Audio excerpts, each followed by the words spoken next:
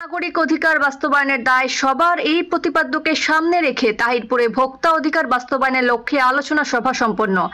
আজ শনিবার 4 জানুয়ারি বিকেলে সুনামগঞ্জের তাহিরপুর উপজেলার বাদাকাট বাজারে কনজিউমার রাইটস বাংলাদেশ তাহিরপুর উপজেলা শাখার আয়োজনে ভোক্তা অধিকার সুরক্ষায় ভোক্তা অধিকার সংরক্ষণ মন্ত্রণালয়ের প্রতিষ্ঠার দাবিতে বিশ্ব ভোক্তা অধিকার বাস্তবায়নের লক্ষ্যে আলোচনা সভা অনুষ্ঠিত হয়েছে।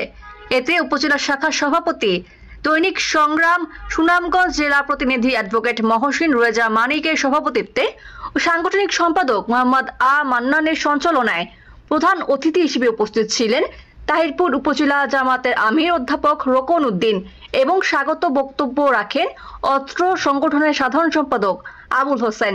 বিশেষ অতিথির বক্তব্য রাখেন বাদাকাট বাজারের ব্যবসায়ী সেলিম হায়দার। এছাড়া বক্তব্য রাখেন সংগঠনের শিক্ষা স্বাস্থ্য সেবা মনিটরিং সম্পাদক জহিরুল ইসলাম প্রমুখ। এছাড়া উপস্থিত ছিলেন সহ সভাপতি শাহ আলম, অর্থ সম্পাদক ইসলাম উদ্দিন, প্রচার ও প্রযুক্তি বিষয়ক সম্পাদক আবুল কালাম আজাদ, বাদাকাট বাজারের ব্যবসায়ী বৃন্দ এবং বিভিন্ন শ্রেণী পেশা